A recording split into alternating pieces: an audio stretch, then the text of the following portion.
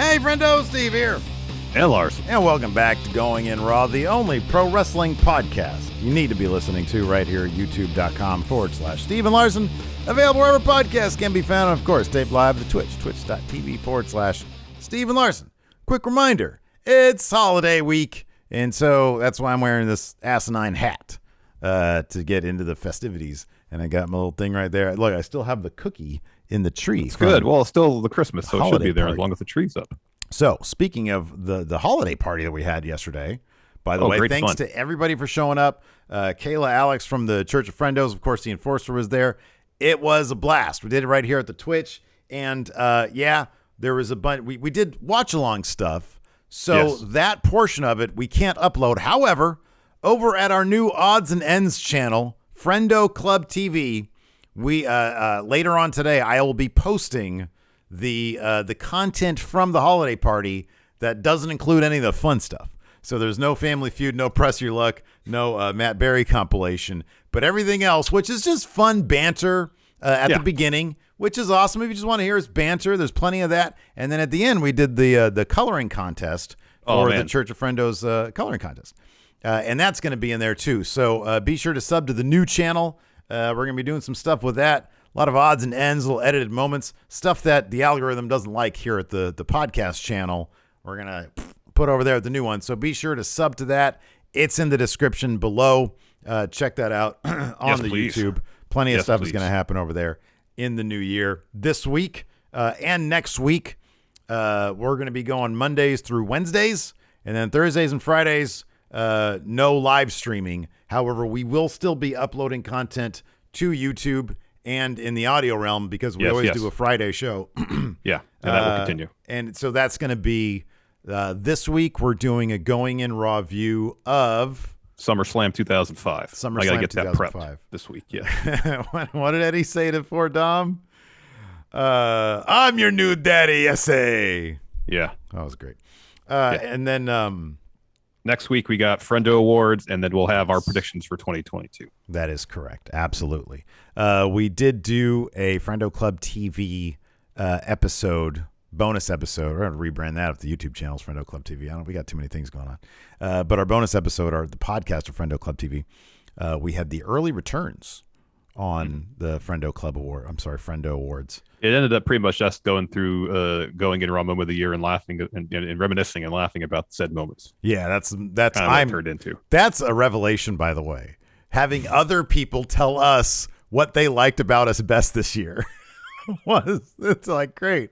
A lot of people love when you express anger, apparently, Larson. How do you feel about that? Seems to be the case. How do you feel about that? In the last 2 years, that seems to be the case. This year, there was that DQ at Money in the Bank between Rhea Ripley and Charlotte Flair. And then last year, of course, it was Money in the Bank when AJ Styles should have won it. Mm-hmm. Didn't. Oh, yeah, Otis. I got Otis right here. Otis and me. Lost my mind then, too. Yeah, boy. That was a troll on the WWE's part for you. So yeah, that's what's happening this week and next because of the holidays. And then starting the beginning, we're going to do a watch along for day one, on day one of 2022. So we'll be back for that and that should be fun. And then I guess probably the next day we'll do, the actual review of it. Yeah, that's the deal. A couple bits of news from the weekend. This first one's kind of interesting. I'm really interested to get your thoughts on it because I'm still not entirely sure what it's all about. What's going on? There's some sort of growing tribalism between WWE and AEW. Yeah, I guess maybe. With all the talk recently of course, various free agents going to various companies, Andrew Zarian tweeted that there are some talents in both WWE and AEW who claim they would never sign with the competition. This is what Andrew Zarian had to say, quote, "There seems to be a divide happening between talent. Both companies spoke to multiple sources yesterday, and they feel like many would not go the other side if there was an opportunity. Either you are Team WWE or Team AEW for many," he continues. "A few weeks ago, I had mentioned that both sides feel in full competition with each other. Many are Team WWE or Team AEW at this point. Some may say this is full tribalism." Yeah, what's your take on that? I wouldn't be surprised if there are some people who are very loyal to their respective companies, but I would think a vast majority of people are like, okay, where's the best opportunity for me? Yeah. Like I would get like Darby Allin. In the past, he has said some pretty scathing things about WWE. Yeah. I would be pretty surprised if he ended up there at some juncture because of the things he said. Now I know 5 years from now, he may soften on his stance.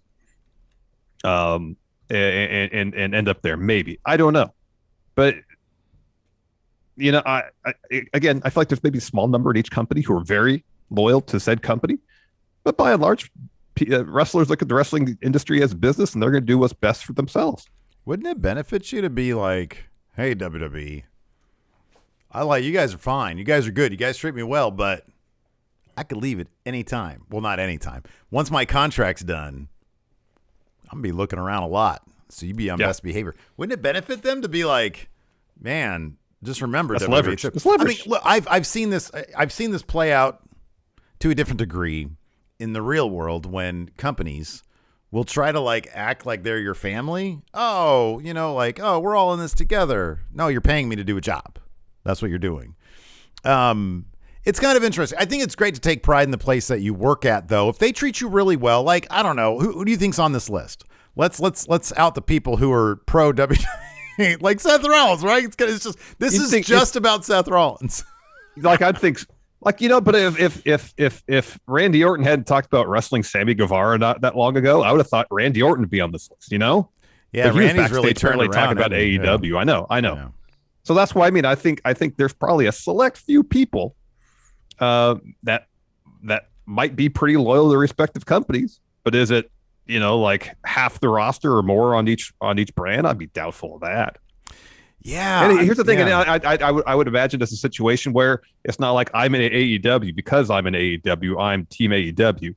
It might be a situation where they literally just look at both companies and say, AEW is the best fit for how I want to build my brand, and therefore I'm going to stay there. Yeah.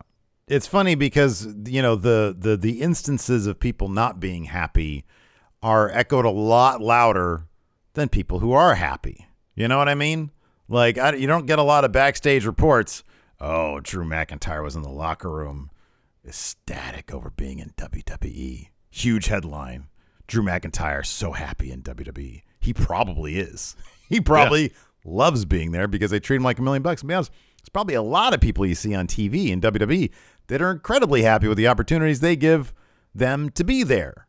It's just they don't really get a lot of like play. It's not really sexy headlines to say, oh, Carmella loves being in WWE and would never see herself leaving there because she likes being there. I'm just throwing her name out there as an example. So yeah, I don't know. Yeah, you're probably right. There's probably like a couple people in WWE who are like, I mean, Seth Rollins is always, the reason I point him out is because he's always towed the line. He has always defended the company like with full force. And obviously, like you said, there's probably some people in AEW, like you mentioned, Darby Allin's a great example. And a couple others there who were like, super into being in AEW, partially maybe because they realize if they were to go to WWE, like Orange Cassidy, you think WWE is going to let him be Orange Cassidy and do that stuff? No, of course not. He is nowhere. He'd be the 24/7 division. Yeah, and he wouldn't even be him. He wouldn't even be the Orange Cassidy we know. WWE, nope. That's not a main roster thing right there. It's not even an NXT thing. It's not even a 2.0 thing. That's kind of interesting, though. It's always interesting to get some sort of read on what the atmosphere is like in locker rooms. Totally. But yeah, I think if you're Team WWE or Team AEW, you should hopefully you are very happy with where you're working because you got to go there, however many days a week they're there, and it's good to feel pride with what you're representing. So that's cool. Yeah. You want to see Stone Cold at WrestleMania, Steve? Hell yeah! I seen him in all those commercials for WrestleMania because we're in Dallas, and I'm from Texas. Yeah, he's a Texas rattlesnake, so I guess it'd stand to reason that WWE would try to get Stone Cold at WrestleMania. WrestleVotes is saying the same thing. Quote, talked to a few different sources this week and heard the same thing. WWE is very interested in having Steve Austin as part of WrestleMania this year in Dallas, not in a wrestling role, but a meaningful part of the event outside of just appearing up to creative at this point. Ooh. It was just his birthday. Happy birthday. Happy birthday to me. Happy birthday. I'm another year old. Yeah. What role would you like to see? Oh, like have him host WrestleMania or something. I'm your host today. It's a black tie affair. Got myself a top hat. Oh, with a monocle. Stone Cold, you're going to wear a monocle? I'm not Mr. Monopoly, you dumb son of a bitch. You know, it's crazy. Mr. Monopoly doesn't have a monocle. Oh, you're thinking Mr. Peanut. Isn't that weird? Everybody thinks, oh, my God. Oh, my mind is blown. Doesn't Julius Pringle have a monocle? Has anybody seen Julius Pringle and the Mr. Peanut guy in the same room together? Ooh. Are they just the same gimmick? Gimmick infringement. Peanuts and chips. Getting it on together. Oh, no, Julius Pringle does not have What? Oh, my God. That mealy-mouthed son of a bitch doesn't have a monocle. Why don't they wear glasses and just poke one of the lenses at? Imagine having to squint your eye, keeping a monocle in your dumb eye. Seems like a pain in the ass, doesn't it, Stone Cold? What do you want to see Stone Cold do? Number one, he's going to drop some stunners on people. Yeah, have him be host. Yeah. Yeah, put him in a match. One more match for Steve Austin. Have him guest ref a match, maybe? Special enforcer. Oh. For Roman Brock. Ooh. Last time they did that, it was Brock Goldberg. And they both ended up getting stunners at the end. That didn't go out. That didn't go very well. That didn't go very well at all. No, it did not. Yeah. No, it did not. You know, Stone Cold seems very picky about his wrestling appearances these days. Absolutely. You know, he doesn't show up on Raw every other week. Nope. Last time he did, he seemed to not particularly enjoy what he was doing. Yeah. He was like, oh, man, I have, some ideas, and Vince just wanted me to go out, and it was the empty arena thing. Mm-hmm. And he had to go out there and just be on the mic for 10 minutes. And he was like, yeah, I was dying that whole time. I was like, Vince, we should do something else. And he was like, Yeah. I think that'd be tough out there on the mic for 10 minutes with no audience. Yeah, I don't care who you are, man. That's tough. That's tough. That is tough. All right, let's take a quick break here to get a word in from our sponsor, ExpressVPN. Hey, Larson. Yeah. Let me ask you something. What? Imagine for a moment if I took a log of everything you did every minute of the day, when you wake up, when you sleep, what you had for lunch, when you use the toilet, everything. That'd be pretty damn creepy, right? Yeah. Are you trying to say you're spying on me? Is that what you're doing here? No. Not yet anyways. But that's pretty much what happens every time you go online, because your internet provider is allowed to store logs of every website you visit, and then they can sell that data to anyone. But I use ExpressVPN when surfing the net, which reroutes my internet connection through their secure servers, so my internet provider can't log what I'm doing online.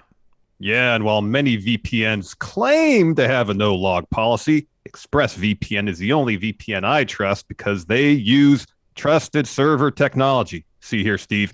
ExpressVPN engineers all their VPN servers to run in RAM so their servers don't store any data, including the logs of ExpressVPN customers. No wonder The Verge named ExpressVPN the #1 VPN in the world. Stop letting people keep logs of what you do online. Visit expressvpn.com/GIR right now and find out how you can get 3 months free. That's expressvpn.com/GIR. expressvpn.com/GIR to learn more. Before we get back to the show, let's get a word from our sponsor, Manscaped. So, Steve. Yes. You got your Santa hat on. The holidays are here. Woo! Yeah. And I hope that you got all the people in your life the gifts they wanted from Santa's sack. Yeah, and if you want to make sure that all the men in your life are taking care of their sack, then make sure you give them the gift of Manscaped, the leader in men's below-the-waist grooming. Their top-selling Performance Package 4.0 has what a guy needs to keep their package operating at peak performance. Yeah, it includes Manscaped's Lawnmower Body Trimmer, the best trimmer for balls, butt, and body. The Weed Whacker ear and nose hair trimmer, both fantastic products. But let's not forget about Crop Preserver Ball Deodorant, Crop Reviver Ball Toner, both of which help keep your undercarriage fresh and clean. And if you order a performance package right now, you'll get 2 free gifts, a great pair of Manscaped boxers and the Shed travel bag. Manscaped also offers shampoo, cologne, body wash, even ball wipes to make sure you don't ring in the new year with stinky sleigh bells. Whether you're shopping for your partner, dad, brother, or friendo, get them a gift they'll actually use. And right now you get 20% off plus free shipping at manscaped.com with code RAW. Again, get 20% off and free shipping at manscaped.com with code RAW. Be the ballsiest gift giver this year with Manscaped. Get this, over the weekend, Sammy Guevara announced that he and his fiancée Pam had broken up. Now, if you remember, they had gotten engaged. Like, he popped the question in the middle of an AEW ring. And so this is a sad thing. But I guess it's, it's happy for them to move on and not be unhappy together. He says, and somehow a bunch of people on the internet blamed Tay Conti for their split. And Tay subsequently deactivated her Twitter account. So sort of the backstory of this is like, I guess people were speculating because of events that was going on in Sammy's vlog that they had some sort of relationship. And people, the rumor and speculation kind of thing was going on. So Sammy took to Twitter to post the following statement. This shouldn't have to be said, but my relationship with Pam ending had nothing to do with anyone else. Pam and I broke up back in October and just now felt was the time to make it publicly known. So please stop pointing fingers and looking for somebody to blame. Tay's management posted on her Instagram. This is Tay's management team writing to let you know Tay is doing good, but will be stepping away from social media for a couple days. In the meantime, we'll be posting on Tay's behalf throughout the week. This includes normal posts as well as some sponsored posts that we already have recorded earlier in the month that must be posted this week. Thank you for reading. Happy holidays from Tay and her management team. The internet just be chock full of assholes. Yeah. And unfortunately, there's not a lot you could do about it. In my personal opinion, that ain't never going to change. You get rid of one and 50 more spring up because you got rid of one. And this is absolutely unfortunate. Unfortunately, it's also not terribly surprising because, like I said, Twitter and social media in general can be an absolute cesspool. There are definitely some positives about it, but in the end, if it's doing any harm to your mental health, step away. Step away. I mean, especially in this situation, I'm surprised more people don't do this. Hire people to manage their social media. I know plenty of people I think do, but it does sort of surprise me that more people don't just sort of, give their account to some sort of publicist team and have them moderate their social media. Because there's so much ugliness out there, it's is. Like I was keeping up kind of with some of this. Like, I don't, people's personal business is their business. And exactly. And it's none of our business, but people like to make it their shit. And it's like, why do you care? Why does anybody I don't care? understand it. I don't get it. Yeah. Don't get it. Yeah, it's a bummer, but I would speculate that Tay is probably gonna be a lot happier not dealing with this shit. And sometimes I understand you might feel like you're being left out of a certain conversation that's happening on social media, because I think that's one reason why a lot of people engage, especially these days when sometimes it's more difficult to go out and see people in person. Yeah, this becomes obviously a form of social media. And so you're part of a conversation. You're part of a community.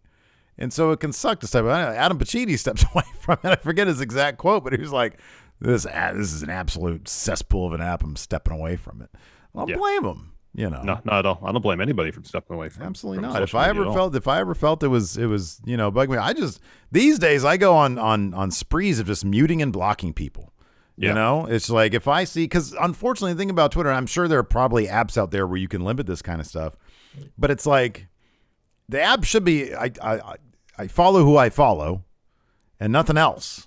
But still, some of the people I follow will hit the like button on certain tweets, which is within their right to do so. But it's shit that I don't want to see. Yeah. Yeah. And so then I have to mute that stuff. Sort of a pain in the ass, I'll be honest with you. Anyways. Maggie says, Steve, I volunteer to moderate your socials. Just know if you agree, I will probably cuss out people in the languages I know. Yeah, done. We'll do that. There we go. We'll do that. There we go. Oops, sorry here says that's what makes this community so awesome. You don't see that in the Friendoverse. That is an excellent point, by the way, because, and I don't mean to like, everything's great, but like I am so often exposed to the backlash of things as opposed to the things themselves. And I do try to like curate my shit, but also just the Friendoverse in general. Like I follow several Friendos here on Twitter, and they're always like super cool people. You know, it's a really good community we have here I like to think doesn't engage in that kind of stuff. And when I see it, I'll either mute them or block them, and they'll get the message. You know, same. So yeah, I mean, you got to be careful with that stuff. We still don't exactly know what havoc social media plays with our brain cells. You know. Anyways, speaking of playing havoc with our brain cells, there's a Raw. Oh, there's a Raw tonight. Oh yeah, Woo, great segue there. At least they've announced some matches. I was kind of pessimistic when the first two segments announced were talking bits. I'm like, oh gosh, is this be another episode of Raw where it's 75% talking? First segment announced Bobby Lashley to speak about creating the Fatal 4-Way match at WWE Day 1. Oh yeah, he didn't exactly create it. He just earned his way into it. Well, I mean, you know, it's tomato. I think it was a triple threat. He stepped forward, said, I want in this. I want to create it as a Fatal 4-Way. I want to recreate it as a Fatal 4-Way. And they came in and said, we'll allow you to recreate it. Fight these guys. And then he did it. So, yeah, I'm okay with that. I'm not going to tell Bobby the Almighty. No, Bobby I wouldn't tell. I also don't think Bobby Lashley wrote this particular headline. So I'm going to someone in the WWE's social medias. Larson says or .com that you're wrong. I'm not going to tell Bobby Lashley you're wrong because I don't think he wrote this. Wow. Larson says you allow other people to do your stuff. Larson's management team is now taking over his social media. Yes, exactly. I'm stepping away from social media. It's just Kaufman. He starts tweeting out endlessly about a sports podcast. What's his podcast called? Beards and Balls, I believe. Shout out to Beards and Balls. Beards and Balls. I was on there. That was great fun. Yeah, man. You should get on there too. I ain't got a beard. If you're ever invited. I can't. Apparently, That's true. I don't have a beard. You're disqualified. I don't really like sports all that much. You know, I like basketball. I like basketball, but I don't really keep up with it all that much. From what I understand, sports is it's all ridden with COVID these days. Yeah, it is. You know, it's bad. So, but no, we beat the Spurs last night. That's cool. Sacramento Kings did. My dad and my niece got to go. Yeah. Oh, that's cool. So that was neat. That's fun. Edge welcomes special guest Maurice to the cutting edge. So now this is all being played out in talk shows. The shoe is on the other foot now, so to speak. Yeah, Edge has the cutting edge. Maurice will be going on there to defend the honor of her husband. There is. Bianca Belair at Dewdrop square off for another powerhouse showdown. Number 3. That's cool. I mean, the first two matches have been pretty solid, so hopefully the third one will follow suit. Yeah, they've got really excellent chemistry in the ring. They do. I'm fine with this. This is going to be like a modern-day Drew McIntyre versus Sheamus, which is still a modern-day Drew McIntyre Sheamus. Well, which is kind of a modern-day Sheamus versus Cesaro. Yeah. Oh, there you go. Yeah. And then Austin Theory will. Oh Lord, Austin Theory will put. So Vince is going to be there. Yeah, he has a match against Finn Balor where he's going to put all that Vince McMahon training to use. Is he going to try to use a pencil eraser on him? Is he going to try to erase Finn's abs to make his core less strong or something? Oh man, can I use a pencil to make abs in that case? Is that possible? There you go. I'm going to try that a little bit later. I got this permanent marker right here.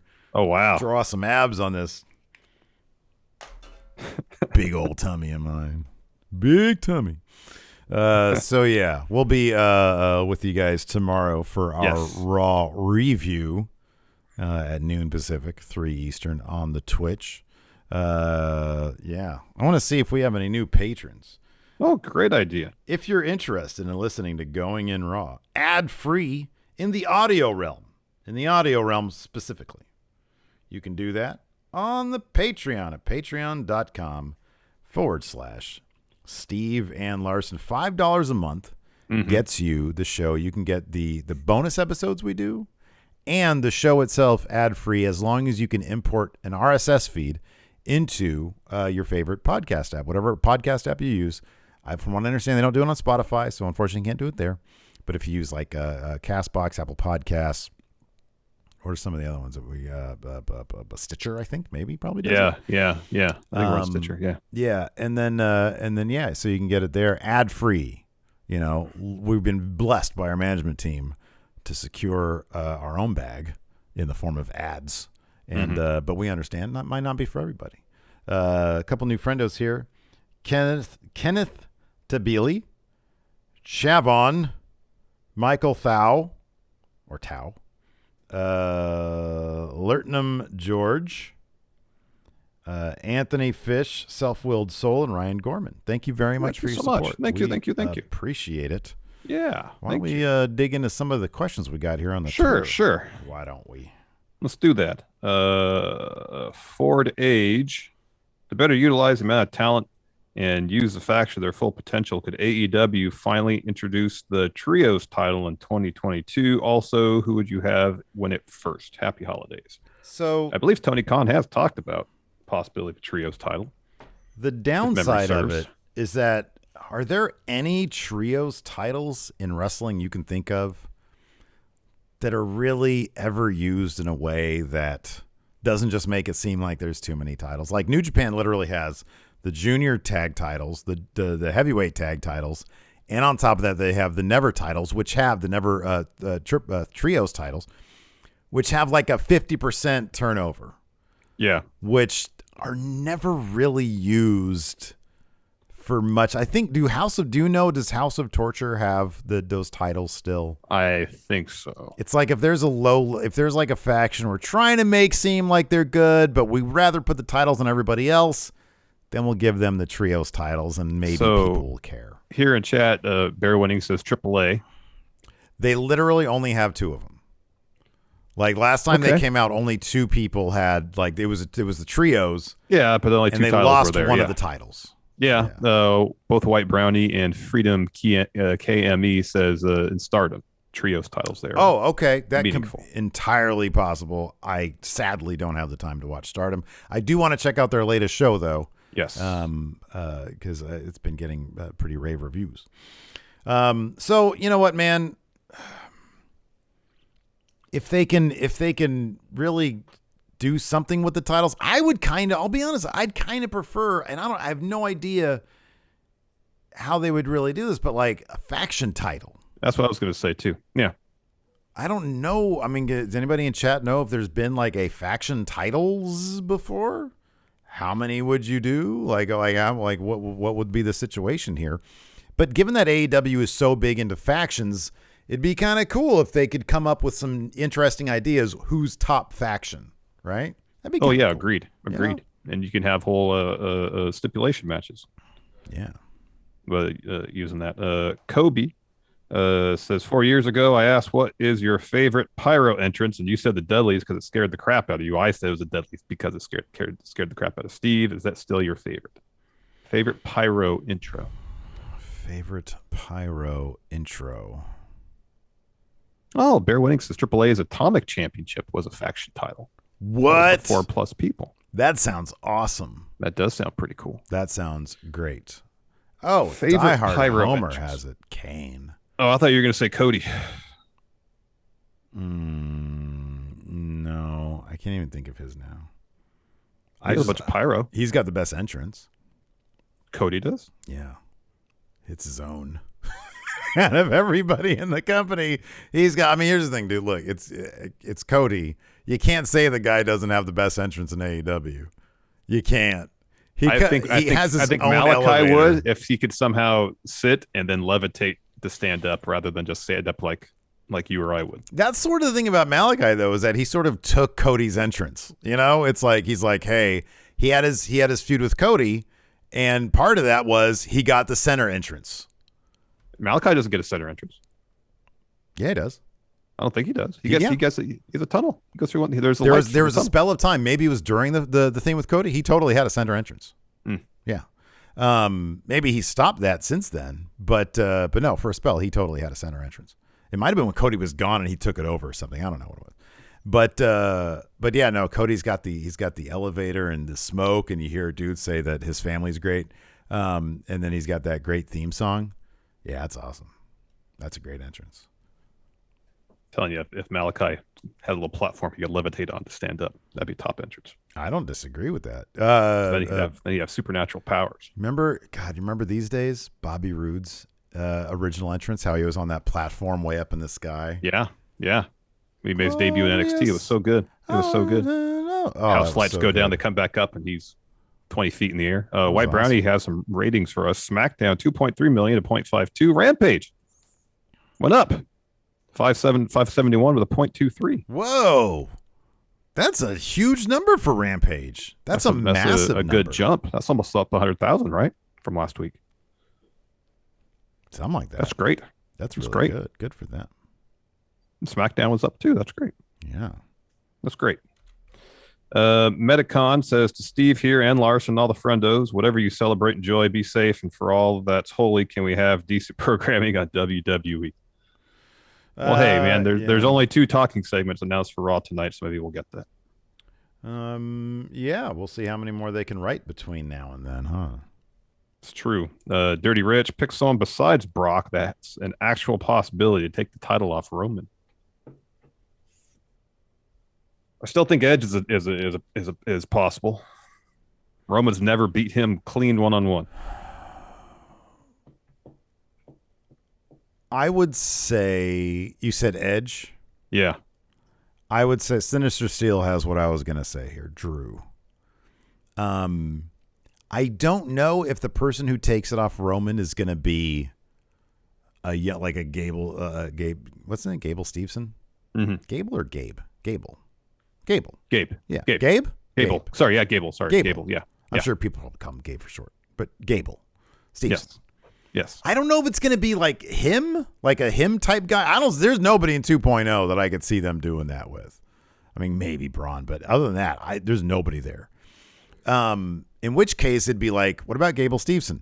They build him his own facility to train to be a pro wrestler. That says a lot. Yeah, they got high hopes for that guy. He's, Olympic winner guy. If he has the charisma aspect of it, which I've never really seen much with him, but some people said he's got that. If he can be a Kurt Angle guy, then maybe that's the plan. Maybe it's him. That could be, but that's a ways away. That's probably at least that's so far away. A year and a half, 2 years away. That is a long time away. Mm-hmm. Maybe they're like, hey, there's nothing we could do to not make this stale in the meantime. The way they booked Drew McIntyre on SmackDown, they're keeping him away from Roman right now. And maybe that's just they want him, you're going to build him up to be the next guy Roman takes down. But I could also see him getting that because of just how big. Drew did a relatively good job with bad creative and an empty PC. Yeah. Drew did everything anybody could ask out of a face champion. Mm-hmm. And then they took it away from him before fans were able to come back. Maybe they look at him and be like, hey, give him over to Heyman, let him tell his story, and that reaction could be absolutely massive. Oh, absolutely. I really think it could be. Yeah. Him or Bobby Roode. Glorious. Yeah, Kyle, power rank top 3 Christmas segments of WWE you would recommend a friendo to watch. Didn't Stone Cold stun Santa once? Yeah, he did. Yeah, he did. We have to do 3 Christmas segments? Mm-hmm. The Mankind was probably, or Foley was probably. Yeah, Santa he's been Claus. Santa before, yeah. So there's one. Has there been a decent Miracle on 34th Street fight? I think so. What was the one? What was the one? That was just Symphony Destruction. Oh. Remember the Elias Jeff? I don't think it's a Christmas one. Elias it was Elias was in a Miracle on 34th Street fight though, because we watched. No, he totally was. We were there for that. Yeah. But that Symphony Destruction with Jeff Hardy was out of this world. Yeah, that was such an underrated match. That finished the Swanton where he like busted his neck on the steps. Oh, that was rough. Yeah, that was rough. You got some ideas here. White Brownie says Randy Orton versus David Otunga Christmas street fight. Don Wagner has it. The McMahon speech from a few years ago, 2018. Oh, gosh. The McMahon shakeup. We're shaking up. We're gonna give you we're going to spend it's not going to happen immediately. In fact, it's never going to happen. We're going to give you everything you want in your professional wrestling. No, you're not. You're going to. They didn't do it. No. Oh, my gosh. They didn't do it. Greg Morris, is it too little too late for Ali? So that was another kind of story I read about this past weekend. He asked to take some time off for paternity leave, which is great. And they let him go a little bit earlier than he had asked for. And then they haven't brought him back. Apparently he's ready to go. They just were like, yeah, no, stay at home for now. You're good. So they haven't found something for him to do. He is great. He is awesome. He is. He's fantastic. Hopefully they use him a lot in 2022 because everything he does is awesome. Yeah, he's one of the best all-around wrestlers they have on their roster in terms of being able to do everything well. And the fact that he hasn't been used in a prominent position on a consistent basis is a bummer. But because he's really good. I'll be honest with you. I never think there's very few people that I think, oh, it's too little, too late for this person. A guy like Mustafa Ali, honestly, if they gave him the kind of creative, he could be the guy to take it off Roman. Absolutely. I think he would be huge. Yeah. But I don't think the WWE sees him in that role, which is sad because he's great. Yeah. Yeah. He could be a massive star for them if they actually got some good creative behind him. He could be absolutely massive. And I say that I even think from a personality character standpoint, he's that guy. Yeah. You know, like there's somebody like Ricochet. I'll have to I've never really seen it in terms of character personality of Ricochet. In ring, 100,000%, absolutely. Mustafa Ali, I think he's got everything in the ring and more, plus everything across the board. Yeah, across the board. Sean Lathrop says, with Sue and Statlander joining Chaos, what women from AEW or Impact should join the other New Japan factions? Who would join Los Ingobernables?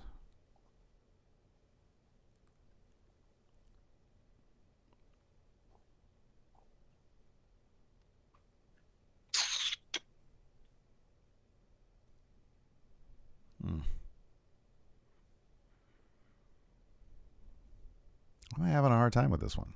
Yeah, I know. Thinking about, because my understanding is Lij. Okay, Maggie says Maggie. She says her. Yeah. Okay, I'm for that. Oh. Bazooki Goon says Thunder Rosa. That's a good answer. That's a good answer. My mind is drawing a blank right now. It'd be fun to see Abaddon. Just to see their reactions. Yeah, no. Just to see their reactions. That's true. Oh, White Brownie, Jamie Hayter. Jamie Hayter for LA, that'd be rad. Or Bullet Club. Yeah, I was going to say who would join Bullet Club. Or Suzuki. Yeah, Jamie Hayter kind of would be great for any of those factions. Yeah. Except for like Taguchi Japan. Abaddon and Taguchi Japan. That'd be good. I got to look at their roster. This question's bugging me. Ask another question and then Sure. Tony Terrific. Is there any way you guys can power rank the best Roman Reigns matches of this current Universal title reign? He's had a lot of good ones. He's had his match against Daniel Bryan on SmackDown where he sent Bryan Danielson packing for WWE was fantastic. Yeah, that was really good. He had two really good matches against Jey Uso. Those were both really good. Yeah. I thought his match against Edge at Money in the Bank was really good. You know, the Mania match was good. You know, I'd love to see an LIJ from. They're not with AEW anymore. Quick stint. Maki Ito. That'd be fun. That'd be fun. Like to see that. That's a good answer. Yeah, Roman, he's had a bunch of good matches. I'd say, so wait, the question is in his current... Just during his current reign. So, yeah, a couple people mentioned his match against Kevin Owens. There were some good matches there. Honestly, probably that first one against Jay. Yeah. There was was that Hell in a Cell match? No, it was Clash of Champions. I think they had their first match in 2020. Damn it, that first one with Jay, that was heartbreaking. That was like, yeah, that was really good. Was so good. It was good. Hell in a Cell was really good. There's a lot of good matches. Yeah. Yeah, all that stuff with Jay. I thought that, unfortunately, the Kevin Owens Last Man Standing, that was on the road to being a great match. That finish was a little... The finish was terrible. They just, it was they didn't practice enough or something. But that was a terrific match. That was really good. Joel Hartman, hey, Stephen Larson, today is my birthday. Well, happy birthday, Joel. Happy birthday. My question is, trade one wrestler from AEW, WB to NWA and to WOW. Thanks, Friendo. So you got to trade one wrestler. You have a 4-way trade. AEW, WWE, National Wrestling Alliance, and WOW. Okay, AEW to WWE. So it's a 4-way deal. Everybody gets somebody. Yeah. And then WOW, somebody from WOW has to go to AEW, right? Well, you can range it however you want. Well, I'm just going to do it like this because it's easiest. I'm going to say AEW gets AJ Lee. Okay. I don't know who else. I mean, besides Tessa, I don't know who else is in WOW right now. Yeah. So AEW gets AJ Lee. NWA, I'd send the Hex, Allison Kay and Marty Bell to WOW from NWA. NWA gets from WWE Drew Gulak, because I think he'd do great in NWA. I never get to see him. I never get to see him in WWE. That's true. That's true. AEW to WWE. I would do I'd send Darby Allin to NXT 2.0.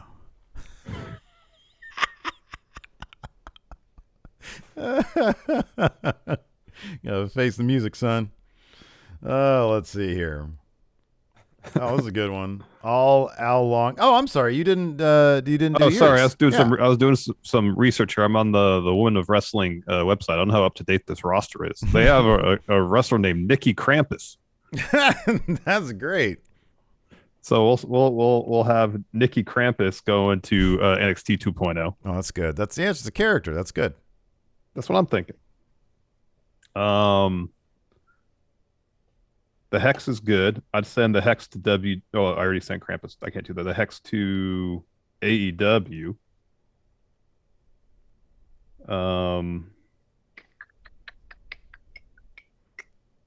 Man, who'd you send to Women of Wrestling? I sent the Hex from NWA. Oh, all right. Hex and fucking AEW would be rad. That'd be awesome. Yeah, that's what I'm thinking.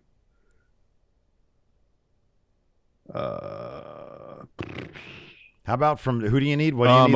I'll send Serena Deeb to NWA because then she can still work with AEW. I mean, she was the NWA Women's Champion for a spell. And then, so like I said, someone from WWE to Women of Wrestling. WWE from WWE to Women of Wrestling. Yeah, Toxic Attraction. Okay, sure, perfect. Sure. And Cora Jade can win the loser leaves town match. Yeah, that's good stuff. Al Long, the Watchtower, says, Merry Christmas. Who in AEW and WWE do you think would be the best Secret Santa giver? I'm going to go with Baron. Interesting. I'd be a Happy Corbin. And I'd say out of character, clearly. Out of character, I think he's probably a great gift gifter. He would probably give you some awesome, like, barbecuing device or just like some really great cuts of meat. Yeah. Prime. Not utility. Not canner. Not canner. Prime. Something tells me Adam Cole is a good, thoughtful gift giver. Yeah, I'd give you some retro console. He seems like a very sincere, thoughtful individual. He's like, here, man, you have an original Nintendo Entertainment System. You blow the dust off and gets in your face, makes you sneeze. But still, it's a very thoughtful gift. If he knows you're into video games, it'd be great. He doesn't. This is what he gives everybody. Oh, all right. Because he thinks that it's the universal joy that retro gaming gives you. Pink Frost, the sub, thank you so much. Thank you. I think this is Stephen M. Says, book a holiday theme Royal Rumble using both wrestling and other Christmas characters. Who goes over? Says, oh, by the way, my amateur MMA debut on Saturday won via ground and pound the second round. My face very much hurts. This is, in fact, Stephen M. Well, congratulations on getting that W. Stephen, I miss his match chat. We don't do match chat anymore. Oh, that's so great, man. Congratulations. That's so cool. Oh, he says his face hurts. You know what that means, though? It means he took some shots. He ate a punch and didn't go down. And stood up like a man. Right, let's book a 10-person holiday theme Royal Rumble using wrestling and other Christmas characters. Oh man, Stephen M is my number one. Stephen Mann is my number one pick. There you go. Give him the MMA gimmick. Well, other Christmas characters you got to put, and just for the sake of this, Die Hard's John McClane. Yeah. It's a Christmas movie, so yeah, why wouldn't you? Arnold's character in Jingle All the Way. That's great.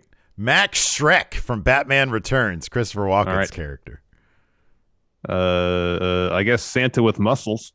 Oh, that's good. Bad Santa, Billy Bob Thornton's character from Bad Santa. Mick Foley has dressed up as Santa. Put him in there. True. Goldberg as Santa. Put him in there. Yeah. That's good. Yeah, now there's like a new. How many? The Die Hard Homer here says Martin Riggs. Now there's a new groundswell of support for Lethal Weapon being on par with Die Hard as a Christmas movie. I mean, honestly, I don't remember Christmas being important to the plot of Lethal Weapon, but I'll double check on that. I have not watched the movie in probably 20 years. It's been a very long time, so I don't know. But yeah. And then who goes over? I mean, Goldberg's not going to. Well, Hogan. Who was Santa with muscles? It was Hogan. It's Hogan. Hogan wins. Unless he decides to put Goldberg over, which he did before. This is good. White Brownie. We'll end on this one. Come next year, what sort of changes do you hope to see from both AEW and WWE? From Visca Man. Sorry, which one was it? White Brownie asked, next year, what sort of changes do you hope to see from both AEW and WWE?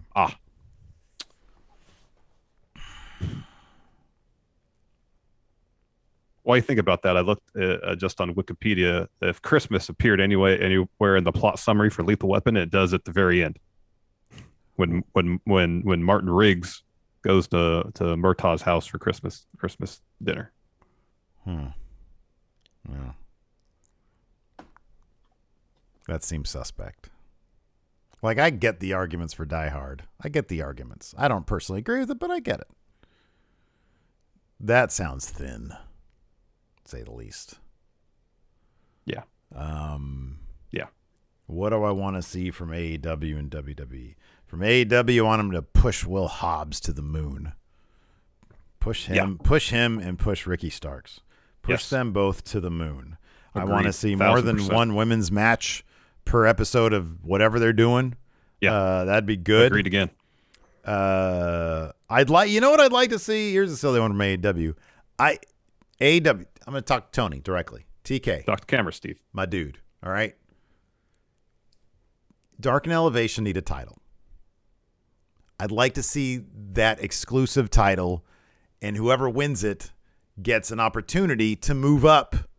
They like their rankings, so have rankings for Dark and Elevation and make it kind of more of its own thing, not just getting reps is great. Building up records is fine for people on Dynamite. I get that. But also maybe create a division where once somebody is done just doing squashes, move them into the division of the Dark/Elevation title.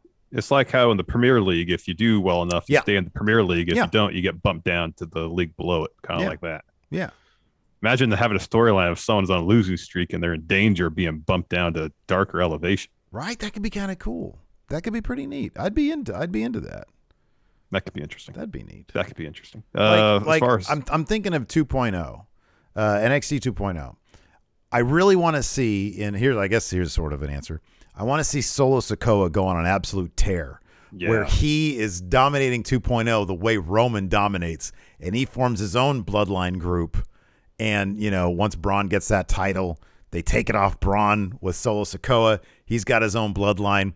And then 2023, he debuts and steps to Roman. Says, hey. Because you think the idea is that that Solo is going to come to the main roster and they're going to join forces. No. He says, nope. you treat my brothers like shit. And then he debuts his own Nobody's Bitch shirt. Yeah. That's good. That's what I want to say. I mean, there's a lot that I want to see change on the main roster. I mean, as far as AEW, you named all the things I could think of. Yeah. But as far as the main roster, there's a lot. There's arguably too many. Like, focus on wrestling. Make wrestling the focus of your show. I know WWE wants to be an entertainment program, but you're getting away from what you are and why people started watching your programming in the first place, and it's because of wrestling. Don't treat wrestling on your TV like it's a secondary thing. That should be the focus of your show. The wrestling ring gives you a great opportunity to tell some interesting stories, and far too often WWE employs the strategy of tell, don't show. I want you to show us these stories instead of just have people on the mic talking. Show me. Tell stories in the ring. That's what I want to see. That's the thing I feel like AEW does way better in WWE, is, generally speaking, telling their stories in the ring as opposed to having a bunch of people standing around talking for 20 minutes. I'd like them to accentuate I agree with you 100%. And instead of doing your standard awkward scripted, overly scripted backstage interview, accentuate it with stuff that we see on the .com. When King Woods won the King of the Ring thing, he had this awesome 3-minute long bit that was genuine. It was very emotional. It was very genuine. I want to see more more of them, just more of the characters being more human, more genuine. You know, I want to see that. I know Bruce Pritchard doesn't think people want to see that, but I want to see that. And guess what, Steve? Yeah, he's wrong. He's wrong. That's fiction. He's wrong. It's fiction. Yeah, more stuff like that. That's what I want to see. You know, agreed, 1,000%. Yeah. So, anyways, Diehard Homer has let promos be like they were during Mania's rain delay. I agree. Yeah. That's cool. Genuine, heartfelt, emotional. Yep. Anyways, that's going to do it for us. Thanks, everybody, for tuning in. We appreciate it. Twitch chat, stick around. We'll hang out for a little bit. Till next time, we'll talk to you later. Goodbye.